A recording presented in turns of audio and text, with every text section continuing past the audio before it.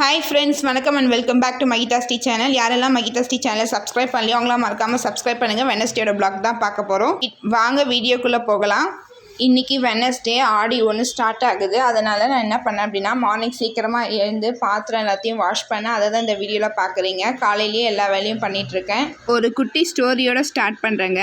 ஒருவனுக்கு 4 மனைவி இருந்தார்கள். ஆனால் அவன் தனது 4வது மனைவியை மட்டும் மிக அதிகமாக நேசித்தான். அந்த மனைவியின் அனைத்து ஆசைகளிலும் நிறைவேற்றினான். அவளுக்கு தேவையானதையும் செய்து கொடுத்தான். அவன் தனது 3வது மனைவியை கூட நேசித்தான். ஆனால் அவளை தனது நண்பர்களுக்கு முன்னால் காட்டிக்கொள்ள பயந்தான். பிறரோடு ஓடிவிடுவாளோ என்று பயந்தான். அவன் தனது 2வது மனைவியையும் நேசித்தான். ஆனால் தனக்கு பிரச்சனைகள் வரும்போது மட்டும் அவளிடம் போவான். அவளும் பிரச்சனைகளுக்கு உதவினாள். ஆனால் அவன் ஒருபோதும் தனது முதல் மனைவியை நேசிக்கவில்லை. ஆனால் அவளோ அவன் மீது மிகவும் நேசம் பாசம் கொண்டிருந்தாள். அது மட்டும் இல்லாமல் அவனது எல்லா தேவைகளிலும் அவள் கவனித்து கொண்டிருந்தாள். ஒரு நாள் அவன் மரணப்படுக்கையில் விழுந்தான். இறக்கப் போவதை உணர்ந்து விட்டான். நான் இறந்த பின் தன்னுடன் இருக்க ஒரு மனைவியை விரும்பினான்.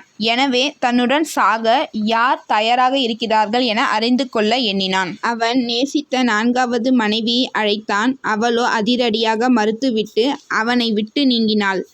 3வது மனைவியோ, நீ சாகப் போகிறாய், நான் வேறு ஒருவருடன் போகப் போகிறேன் என்று சென்று விட்டாள். 2வது மனைவியோ, சரி, என்னால் உன் கல்லறை வரைக்கும் வர முடியும், கடைசி வரை உன்னுடன் வர முடியாது என்று மறுத்தாள். அவன் இதயம் தளர்ந்து போனது. அப்போது முதல் மனைவியின் குரல் கேட்டது. நீ எங்கே போனாலும் நான் உன்னுடன் இருப்பேன், உன்னுடன் நான் கண்டிப்பாக வருவேன் என்று சொன்னாள். அவளோ எலும்பும் தோலுமாக சாகும் தருவாயில் இருந்தாள். காரணம், அவன் அவளை நன்கு கவனித்து கொள்ளாததுதான். அவன் வருந்தினான். அந்த வருத்தத்திலே இறந்து போனான். நாம் அனைவருமே இந்த மனைவியர் போலவே. 4வது மனைவி நமது உடம்பு. நாம் என்னதான் வாழ்நாள் முழுக்க கவனித்து கொண்டாலும் கடைசியில் வரப்போவதில்லை. நாம் இறந்ததும் அதுவும் அழிந்து போகும். 4வது மனைவி நமது சொத்து சுகமே. நாம் மறைந்ததும் அவை வேறு யாருடனோ சென்று விடுகிறது. 2வது மனைவி என்பது நமது குடும்பம் மற்றும் நண்பர்கள். அவர்கள் நமது கல்லறை வரையில்தான் நம்முடன் கைகோர்ப்பார்கள். அதற்கு மேல் நம்முடன் கூட வரப்போவது இல்லை. நாம் கவனிக்காமல் விட்ட முதல் மனைவி நமது ஆத்மா. நாம் நன்றாக இருக்கும்போது நம்மால் கவனிப்பு இல்லாமல் நலிந்து சிதைந்து போகும். இருந்தாலும் நம்முடன் இறுதி வரை கூட வரப்போகிறது. இதுதாங்க வாழ்க்கை. இதுதாங்க வாழ்க்கையோட பயணம். முடிஞ்சால் எல்லாருக்கும் ஹெல்ப் பண்ணுங்கள். எல்லாருக்கும் உதவி செய்யுங்க.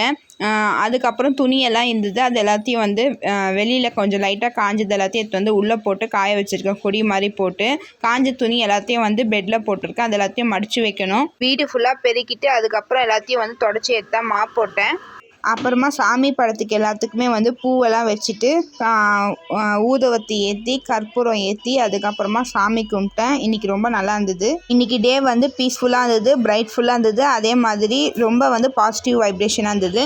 யாரெல்லாம் இந்த கதையை கேட்டிருக்கீங்கன்னு சொல்லிட்டு கமெண்ட் செக்ஷனில் கமெண்ட் பண்ணுங்கள். அதே மாதிரி இந்த கதை யார் யாருக்கெல்லாம் பிடிச்சிருக்குன்னு சொல்லிட்டு லைக் பண்ணுங்கள். உங்களுக்கு இந்த வீடியோ பிடிச்சிருந்தா லைக் பண்ணுங்கள், ஷேர் பண்ணுங்கள். மறக்காமல் மகிதாஸ் டீ சேனலை சப்ஸ்கிரைப் பண்ணுங்கள். தேங்க்ஸ் ஃபார் வாட்சிங்.